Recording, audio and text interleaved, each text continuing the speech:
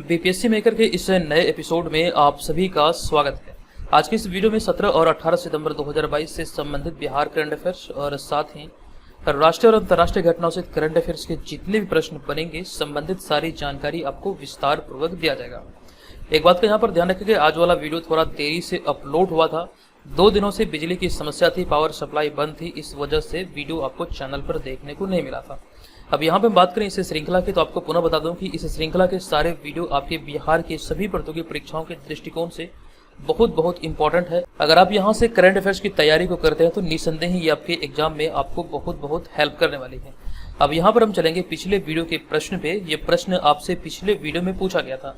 पिछले वीडियो का हमारा प्रश्न था कि देश के 13 पूर्वी राज्यों के बीच आयोजित हुई 33वें east zone junior athletics championship 2022 में बिहार 73 मेडल के साथ पदक तालिका में कितने स्थान पर रहा है। इसकी कंप्लीट जानकारी हमने आपको दिया था और आपको बताया था कि बिहार इस सूची में दूसरे स्थान पर आता, पहले स्थान पर आता झारखंड। और मैंने ये जानकारी आपको दिया था कि 33वां east zone junior athletics championship कहाँ आयोजित हुआ, तो कंकड़बाग में स्थित पटना जो पाटलिपुत्रा स्पोर्ट्स कॉम्प्लेक्स है वहाँ पर इसका आयोजन किया गया था। तो ये 3 दिवसीय प्रतियोगिता थी। बहुत सारी जानकारी हमने आपको यहाँ से विस्तार पूर्वक ऑलरेडी दिया है, तो सभी चीज़ों को यहाँ से आपको ध्यान रखना है। इस प्रश्न का राइट आंसर था ऑप्शन नंबर बी, बिहार इस पदक तालिका में 73 मेडल के साथ दूसरे स्थान पर रहा है। चलिए अब यहाँ पर हम आगे बढ़ेंगे और आपको जानकारी दे दूँ कि हमारे जितने भी स्टडी मटेरियल और नोट्स वगैरह हैं सभी आप बीपीएससी मेकर ऐप के थ्रू डाउनलोड कर पाएंगे। वहीं पर आपको एक साथ सारा मटेरियल मिल जाएगा। और 68वीं बीपीएससी एग्जाम के लिए प्री रजिस्ट्रेशन या फिर प्री एडमिशन प्रक्रिया एप्लीकेशन पर चालू है। ये प्री स्पेशल कोर्स होने वाली है जिसके तहत आपको ये सारे मतलब कर सकते हैं सिलेबस आधारित नोट्स मिलने वाले हैं। आप चाहें तो यहाँ पर एडमिशन कर सकते हैं। ये 67वीं बीपीएससी एग्जाम के बाद इसमें आपको मटेरियल मिलना स्टार्ट हो जाएगा। तो बहुत सारे लोग ज्वाइन कर चुके हैं, तो आप भी चाहें तो ज्वाइन कर सकते हैं। हालांकि इसकी जानकारी आपको इस वीडियो के अंत में दी जाएगी, तो पूरे वीडियो के साथ आप लोग बने रहें। अब यहाँ पर हम आज के इस वीडियो के पहले और सबसे महत्वपूर्ण प्रश्न पे। आज के इस वीडियो का हमारा पहला प्रश्न है कि हाल ही में बिहार के किस जिले के पद्मश्री पुरस्कार विजेता कलाकार रामचंद्र मांझी का निधन हुआ है। बहुत इंपॉर्टेंट है। यहाँ से कई सारे प्रश्न एग्जाम में अराइज हो सकते हैं। इस प्रश्न का सबसे पहला पॉइंट याद रखिए। इस प्रश्न का राइट आंसर होगा इनका जन्म या फिर ये संबंधित है, ये बिहार के सारण जिले से संबंधित है। तो ऑप्शन नंबर ए यहाँ पर इस प्रश्न का राइट आंसर हो जाएगा। हमारा पहला पॉइंट है कि हाल ही में बिहार के सारण जिले के प्रसिद्ध लोक कलाकार रामचंद्र मांझी का पटना के IGIMS अस्पताल में 96 वर्ष की आयु में निधन हो गया है। आप यहाँ पर इन्हें इस इमेज में देख सकते हैं। हमारा अगला पॉइंट है कि वे लौंडा नाच के लिए मशहूर थे। लौंडा नाच की बात करें तो लौंडा नाच वैसा नाच होता है जैसे कि जिसमें पुरुष महिलाओं की वेशभूषा में नाटक करते हैं या फिर मतलब कर सकते हैं अभिनय करते हैं, ये होता है लौंडा नाच। तो इन्हीं के लिए ये मशहूर थे। और इसी के तहत हमारा अगला पॉइंट यहाँ पर ये लिखा गया कि रामचंद्र मांझी भोजपुरी के शेक्सपियर कहे जाने वाले भिखारी ठाकुर के सहयोगी रहे थे। दूसरा पॉइंट हमारा यहाँ पर यह है कि उन्होंने 94 साल की उम्र में वर्ष 2021 में पद्मश्री अवार्ड से नवाजा गया था। ये पॉइंट इंपॉर्टेंट है। हो सकता है यहाँ से आपके एग्जाम में प्रश्न बने, क्योंकि ये प्रबल संभावना बन रही है। ये भी बहुत ज्यादा खबरों में, तो यहाँ से आपके एग्जाम में प्रश्न बन सकते हैं। आपको ध्यान रखना है वर्ष 2021 में इन्हें पद्मश्री अवार्ड से सम्मानित किया गया था। पद्मश्री अवार्ड की बात करें तो ये भारत का चौथा सर्वोच्च नागरिक सम्मान है। पहले सम्मान की बात है तो ये पहला है भारत रत्न, दूसरा है पद्म विभूषण, तीसरा है पद्म भूषण और चौथा है पद्मश्री। तो इस तरह से चीजों को रिलेट करके याद रखें। अब यहाँ पर देखिए बात है सारण की। तो मैंने आपको कई बार बताया कि बिहार में 9 प्रमंडल है, उनमें से सारण भी एक प्रमंडल है। और सारण प्रमंडल के अंतर्गत जो जिलों की संख्या यह है 3। सासिगो, ये ट्रिक है इसको याद रखने का। सासिगो यानी कि सारण, सिवान और गोपालगंज। ये सारी चीजें यहाँ से आपको नोट कर लेना है। चलिए अब यहाँ पर जो अगले पॉइंट पे हमने लिखा है भोजपुर। भोजपुर जिला के बारे में पॉइंट याद रखिए कि जो प्रसिद्ध शहनाई वादक उस्ताद बिस्मिल्लाह खां संबंधित है, ये भोजपुर जिले से संबंधित है। तो ऑप्शन नंबर डी यहाँ पर आपको ध्यान रखना है। चलिए अब यहाँ पर हमारा दूसरा प्रश्न है कि बिहार के ऋतिक आनंद ने पटाया थाईलैंड में आयोजित 6ठे Asia Pacific deaf badminton championship के मिक्स डबल्स में कौन सा मेडल जीता है। बिहार करंट अफेयर्स के दृष्टिकोण से महत्वपूर्ण है और इस प्रश्न का हमारा राइट आंसर है ऑप्शन नंबर ए, यानी कि ऋतिक आनंद ने यहाँ पर गोल्ड मेडल जीता है मिक्स डबल्स इवेंट में। ऑप्शन नंबर ए यहाँ पर इस प्रश्न का राइट आंसर होगा। इसके तहत आपको ध्यान रखना है कि हाल ही में ऋतिक आनंद ने पटाया थाईलैंड में आयोजित 6ठे Asia Pacific deaf badminton championship के मिक्स डबल में गोल्ड मेडल और सिंगल्स में ब्रॉन्ज मेडल यानी कि कांस्य पदक अपने नाम किया है। और अगला पॉइंट है कि इससे पहले यानी कि इनकी कुछ उपलब्धियों की हमने यहाँ पर चर्चा किया है कि इससे पहले ब्राजील में आयोजित all India sport council of the deaf की ओर से आयोजित 24वें समर डेफ बैडमिंटन प्रतियोगिता जो कि 1 से 15 मई 2022 के बीच आयोजित हुई थी, इसमें इन्होंने गोल्ड मेडल जीतकर बिहार और साथ साथ भारत का नाम रोशन किया था। ये सारी जानकारी हमने आपको इसी सीरीज के अंतर्गत दिया है। अब यहाँ पर हमारा अगला पॉइंट है इनके बारे में, ऋतिक आनंद के बारे में। ये बिहार के हाजीपुर वैशाली के रहने वाले हैं। बहुत सारे लोग यहाँ से कंफ्यूज कर जाते हैं हाजीपुर के बारे में कि हाजीपुर एक जिला है। मैं आपको जानकारी दे दूं कि बिहार में हाजीपुर कोई भी जिला नहीं, बल्कि जिला जो है यह वैशाली जिला का जो हेडक्वार्टर है ये हाजीपुर में है। आप ध्यान रखेंगे, हाजीपुर जिला नहीं है बल्कि वैशाली जिला है। ये चीजें यहाँ से आपको ध्यान रखना है। नेक्स्ट होगा यहाँ पर हमारा अगला तीसरा प्रश्न। ये प्रश्न के हाल ही में संयुक्त राष्ट्र के मानव अधिकार उच्चायुक्त कौन नियुक्त किए गए हैं? बहुत ज्यादा खबरों में थे और यहाँ पर इस प्रश्न का राइट आंसर होगा ऑप्शन नंबर सी, यानी कि वोल्कर टर्क। ये भी हाल ही में संयुक्त राष्ट्र के मानव अधिकार उच्चायुक्त नियुक्त किए गए हैं। तो ऐसे में ऑप्शन नंबर सी यहाँ पर इस प्रश्न का राइट आंसर है। ध्यान रखिएगा, हमारा पहला पॉइंट है कि संयुक्त राष्ट्र महासभा ने हाल ही में ऑस्ट्रिया के वरिष्ठ राजनयिक वोल्कर टर्क को वैश्विक निकाय का मानवाधिकार प्रमुख नियुक्त किया है। वे जिनेवा स्थित मानवाधिकार के उच्चायुक्त के तौर पर चिली की मिशेल बेचेलेट का स्थान लिए हैं। तो ये भी ध्यान रखना ये किनका स्थान लिए हैं।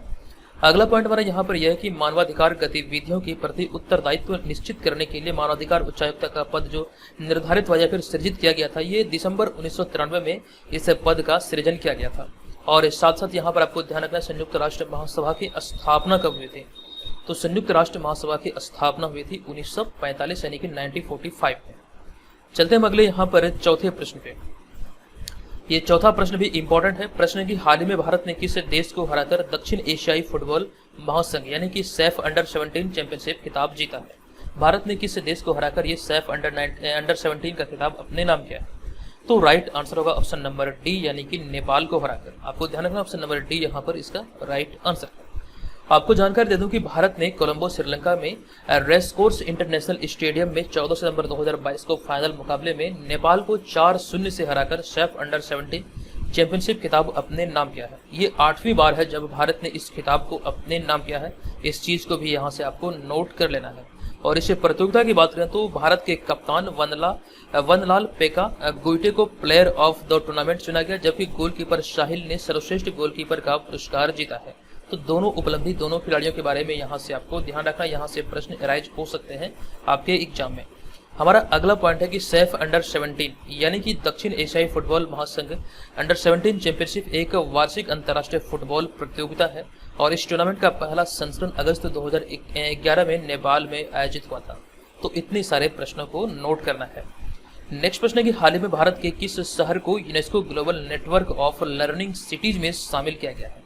तो इस प्रश्न का जो हमारा राइट आंसर है यहाँ पर 3 विकल्प सही होगा, त्रिशूर, नीलांबर और वारंगल, यानी कि ए, बी और सी। बीपीएससी के दृष्टिकोण से जहां पर ऑप्शन नंबर ई भी दिया गया है, तो ऐसे में फाइनल आंसर बनेगा हमारा ऑप्शन नंबर ई, यानी कि उपयुक्त में से एक से अधिक। तो यहाँ पर हमारा पहला पॉइंट है कि हाल ही में भारत के 3 शहर UNESCO global network of learning cities में शामिल किया गया है। ये शहर है त्रिशूर, नीलांबुर और वारंगल। अब यहाँ पे हमारा अगला पॉइंट है कि भारत सहित विश्व के 44 देशों से या फिर 44 देशों के 77 शहरों को वर्ष 2022 में इस सूची में शामिल किया गया है। अब तक का जो आंकड़ा है, इस आंकड़े के आधार पर वर्ष 2022 में 44 देशों के 77 शहरों को इस सूची में शामिल किया गया है। भारत के दृष्टिकोण से ये आपको याद रखना है कि हाल ही में त्रिशूर, नीलांबुर और वारंगल को इसमें शामिल किया गया है। जबकि इस सूची में अब तक की बात करें तो 76 देशों के 294 शहर शामिल हो चुके हैं। अब यहाँ पर हम तीनों शहरों की बात करें, नीलांबुर और उसके बाद हम अगला देखेंगे त्रिशूर और साथ साथ वारंगल। तो नीलांबुर की बात करें तो यह केरल का प्रसिद्ध इको टूरिज्म डेस्टिनेशन है, जब तो ये केरल की सांस्कृतिक राजधानी है। तो नीलांबुर और त्रिशूर ये केरल से संबंधित है। वहीं पर जो हमारा अगला है वारंगल, ये तेलंगाना का एक समृद्ध सांस्कृतिक विरासत वाला शहर है। तो इस तरह से तीनों के बारे में ध्यान रखिए, ये किस राज्य से संबंधित है। हो सकता है कि यहाँ से भी प्रश्न देखने को मिले। चलिए अब यहाँ पर हमारा अगला छठा प्रश्न है कि आसियान भारत आर्थिक मंत्रियों की 19वीं बैठक किस देश में आयोजित की गई है? तो ऐसे में इस प्रश्न का हमारा राइट आंसर है, ये 19वीं बैठक अभी हाल ही में कंबोडिया में आयोजित की गई थी। प्रसिद्ध अंकोर वाट मंदिर के बारे में आप लोगों ने कई बार सुना होगा। ये मंदिर कंबोडिया में ही स्थित है। हमारा यहाँ पर अगला पॉइंट यानी कि पहला पॉइंट है, कंबोडिया के सियम रीप शहर में 19वीं दक्षिण पूर्व एशियाई राष्ट्र संघ यानी कि आसियान भारत के आर्थिक मंत्रियों की बैठक आयोजित की गई। ये 19वीं बैठक थी। और वर्ष 2022 में 2022 नहीं बल्कि 2002 में आसियान भारत शिखर सम्मेलन की शुरुआत हुई थी। यहाँ से आपके प्रश्न पूछे जा सकते हैं कि भारत आसियान या फिर आसियान भारत शिखर सम्मेलन की शुरुआत वर्ष 2002 से हुई थी। इसमें भारत समेत Brunei, Cambodia, Indonesia, Laos, Malaysia, Myanmar, Philippines, Singapore, Thailand और वियतनाम सहित कुल मिलाकर आपको ध्यान रखना 10 देश इसमें शामिल हैं। अब यहाँ पर हमारा अगला पॉइंट है कि पहला आसियान शिखर सम्मेलन फरवरी 1976 में बाली, इंडोनेशिया में आयोजित किया गया था। जबकि यहाँ पर जो 2002 के बारे में मैंने आपको जानकारी दिया, ये भारत आसियान शिखर सम्मेलन की शुरुआत हुई थी। जबकि यहाँ पर हम बात करें सिर्फ और सिर्फ आसियान शिखर सम्मेलन की, तो ये फरवरी 1976 में बाली, इंडोनेशिया में आयोजित किया गया था। आसियान का मुख्यालय जकार्ता, इंडोनेशिया में स्थित है। इस प्रश्न को आप इंपॉर्टेंट प्रश्न की श्रेणी में रखेंगे। ये प्रश्न की हाल ही में नासा ने, जो कि एक अमेरिकी अंतरिक्ष एजेंसी है, तो हाल ही में नासा ने किस ग्रह पर ऑक्सीजन खोजी है? Right answer option number B यानी कि मंगल इस प्रश्न का राइट आंसर होगा। और इस प्रकार से हमारा यहाँ पर पहला पॉइंट है कि नासा का टिफिन बॉक्स के आकार का एक यंत्र मंगल पर ऑक्सीजन बनाने में सफल हुआ है। और आपको ध्यान रखना नासा के इस उपकरण का नाम है मॉक्सी, जो कि मंगल की कार्बन डाइऑक्साइड से ऑक्सीजन बना रहा है। इस प्रकार से आपको ध्यान रखना है मंगल ग्रह पर ऑक्सीजन की खोज करने वाला पहला अंतरिक्ष एजेंसी बना है नासा, और इस उपकरण का जो नाम है ये है मॉक्सी। तो ये सारी बातों को यहाँ से ध्यान रखें। अब इसी में हमारा अगला पॉइंट है कि इससे उतना ऑक्सीजन बनता है जितना कि एक छोटा पेड़ बनाता है। तो ये सारी बातों को ध्यान रखना है, ये नासा से संबंधित है। नेक्स्ट होगा, निम्नलिखित में से किस देश के राष्ट्रपति ने रक्षा मंत्री राजनाथ सिंह को घोड़ा तेजस उपहार स्वरूप दिया है? इस घोड़ा का नाम है तेजस, जो कि व्हाइट कलर का एक घोड़ा है, जो कि आप यहाँ पर इमेज में भी देख सकते हैं। ये भी हाल ही में उपहार स्वरूप मंगोलिया के राष्ट्रपति द्वारा रक्षा मंत्री राजनाथ सिंह को दिया गया है। तो ऑप्शन नंबर बी यहाँ पर इस प्रश्न का राइट आंसर होगा। इसी के साथ हमारा पहला पॉइंट है कि मंगोलिया की यात्रा करने वाले पहले भारतीय रक्षा मंत्री राजनाथ सिंह को देश के राष्ट्रपति सुरेल सुख ने एक घोड़ा उपहार स्वरूप दिया है, और इस घोड़े का नाम है तेजस। हालांकि 7 वर्ष पूर्व 2015 में मंगोलिया की यात्रा पर गए प्रधानमंत्री नरेंद्र मोदी को भी ऐसा ही सम्मान दिया गया था मंगोलिया सरकार के द्वारा। अब यहाँ पर हमारा अगला पॉइंट है कि राजनाथ सिंह 5 से 7 सितंबर 2022 तक मंगोलिया की यात्रा पर थे, और यह किसी भारतीय रक्षा मंत्री द्वारा पूर्वी एशियाई देश की पहली यात्रा है या फिर पहली आधिकारिक यात्रा है। तो इन सारे बातों को आपको नोट कर लेना है। और जितने भी छात्र 68वीं बीपीएससी एग्जाम की तैयारी में लगे हैं या फिर तैयारी स्टार्ट करने वाले हैं, तो इसके बारे में कुछ जानकारी है, आप लोग ध्यानपूर्वक यहाँ पर सुनिए। चलिए अब यहाँ पर हम आगे आ चुके हैं और यहाँ पर हम थोड़ी सी जानकारी आपके साथ साझा करने वाले हैं 68वीं बीपीएससी एग्जाम के बारे में। हालांकि वैसे छात्र जो 68वीं बीपीएससी एग्जाम की तैयारी नहीं करने वाले हैं या फिर इस एग्जाम में पार्टिसिपेट नहीं होने वाले हैं, तो वीडियो को 1 मिनट स्किप कर लीजिए, आगे बढ़ जाइए। अब यहाँ पर हम जो चर्चा करने वाले हैं ये उपयोगी होने वाले हैं सिर्फ और सिर्फ वैसे छात्रों के लिए जो आगामी 68वीं बीपीएससी एग्जाम में पार्टिसिपेट करने वाले हैं या फिर तैयारी शुरू करना चाह रहे हैं। तो ऐसे में ध्यानपूर्वक सारी बातों को सुनिएगा, कुछ एक्स्ट्रा चीजें यहाँ पर मैं आपको बताने वाला हूँ। तो बेसिकली हम यहाँ पर चर्चा करने वाले हैं परीक्षा का पैटर्न क्या है, परीक्षा कितने अंकों का होता है, मेगा सूची कितने अंकों पर बनता है, बिहार करंट अफेयर्स की तैयारी कैसे होगी और 68वीं बीपीएससी पीटी के लिए बेस्ट मटेरियल कहां से मिलेगा। तो इन सारी बातों को यहां से आपको ध्यान रखना है। आप यहां पर अगले स्लाइड में देख रहे हैं कंप्लीट परीक्षा पैटर्न की जानकारी हमने दिया है। आप चाहें तो इसका स्क्रीनशॉट ले लीजिए, क्योंकि यहां पर विस्तार से सभी चीजों को हमने लिखा है। यहां से बहुत सारी चीजें आपको समझ में आएगा।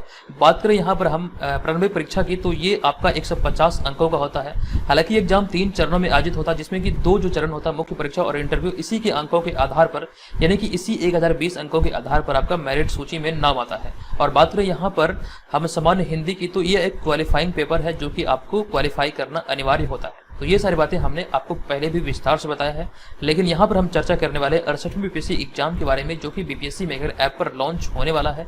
तो इसके तहत आपको सिलेबस का पूरा नोट्स मिलने वाला है, जो कि पीडीएफ फॉर्मेट में आपको मिलेगा। आप यहाँ पर सभी चीजों को देख सकते हैं, और ये सारा का सारा प्री स्टडी मटेरियल होगा जो कि आपको एप्लीकेशन पर उपलब्ध कराए जाएंगे। यहाँ पर आपके पास 2 पैकेज ऑप्शन है। अगर आप यहाँ पर इस कोर्स में एडमिशन लेते हैं या फिर रजिस्ट्रेशन करते हैं बीपीएससी के 67 प्रीलिम्स एग्जाम से पहले, तो आपको केवल और केवल ये 499 रुपये में उपलब्ध होगा। जो यहाँ पर आपको छूट मिलने वाला है आप यहाँ पर स्क्रीन पर देख सकते हैं। हालांकि अगर आप 67 बीपीएससी प्रीलिम्स एग्जाम के बाद ज्वाइन करेंगे तो इसका फी हो जाएगा 799 रुपया। तो प्री रजिस्ट्रेशन या फिर प्री एडमिशन प्रक्रिया है जो कि आपको बीपीएससी मेकर ऐप के थ्रू पूरा करना है। एग्जाम के बाद ये क्लासेज आपके स्टार्ट हो जाएंगे, वहां पर स्टडी मटेरियल आपको मिलने लगेगा। तो ये सारी बातें यहाँ से आपको ध्यान रखना है। हालांकि इसमें टेस्ट सीरीज भी आपका इंक्लूड होगा आपके एग्जाम के लिए। किसी भी एग्जाम के लिए टेस्ट सीरीज का एक अहम रोल होता है, टेस्ट सीरीज को भी हमने इसमें शामिल किया है। मिनिमम 50 प्रैक्टिस सेट यहाँ पे आपको मिलेंगे फुल लेंथ, और सेक्शनल टेस्ट की बात करें तो मिनिमम 100 सेक्शनल टेस्ट यहाँ पर आपको मिलने वाले हैं। सभी के सभी आपका ऑनलाइन होगा और ये हिंदी भाषा में उपलब्ध होगा। इस कोर्स से रिलेटेड कोई भी जानकारी आपको चाहे तो आप यहाँ पर हमें कॉल कर सकते हैं, हमारे ईमेल आईडी पर हमसे संपर्क कर सकते हैं। तो ये रजिस्ट्रेशन या फिर एडमिशन प्रक्रिया स्टार्ट है। आप जल्दी से अपनी तैयारी को स्टार्ट कर दीजिए, क्योंकि आपके पास एक सुनहरा अवसर है। आयोग की तरफ से जो दिशा निर्देश निकलकर सामने आया है कि इस एग्जाम का जो नोटिफिकेशन है ये अक्टूबर 2022 में आ रहा है। तो ऐसे में स्थिति को मान के चलिए और जल्दी से जल्दी अपना प्रिपरेशन को स्टार्ट कीजिए। अब यहाँ पर हमारा अगला नवा प्रश्न है कि हाल ही में भारत का सर्वश्रेष्ठ चिड़ियाघर निम्नलिखित में से किसे घोषित किया गया है। इस प्रश्न का राइट आंसर है ऑप्शन नंबर सी, यानी कि दार्जिलिंग चिड़ियाघर। हालांकि इसका नाम थोड़ा सा बड़ा है। सबसे पहले हम यहाँ पर बात करेंगे, सितंबर 2022 में भुवनेश्वर में चिड़ियाघर निदेशकों का एक सम्मेलन आयोजित किया गया था और इस दौरान केंद्रीय चिड़ियाघर प्राधिकरण ने देश भर के चिड़ियाघरों की रैंकिंग यानी कि सूची जारी की है। और पश्चिम बंगाल के दार्जिलिंग स्थित Padmaja Naidu Himalayan zoological park को देश का सर्वश्रेष्ठ चिड़ियाघर घोषित किया गया है। शॉर्ट में यहाँ से ध्यान रखेंगे, दार्जिलिंग चिड़ियाघर को पहला स्थान मिला है। ये जो रैंकिंग जारी किया गया इसके आधार पर। वहीं पर बात करें दूसरे, तीसरे और चौथे की, तो चेन्नई के अरिगनार अन्ना जूलॉजिकल पार्क ने दूसरा, कर्नाटक के मैसूर स्थित चाम राजेंद्र जूलॉजिकल गार्डन को तीसरा, जबकि कोलकाता के अलीपुर चिड़ियाघर को चौथा स्थान मिला है। ये नवीनतम रैंकिंग के आधार पर है। ये जो सम्मेलन आयोजित हुआ सितंबर 2022 में उड़ीसा की राजधानी भुवनेश्वर में ये आयोजित हुआ था, वहीं पर यह रैंकिंग जारी की गई है। नेक्स्ट होगा हमारा यहाँ पर 10वां प्रश्न।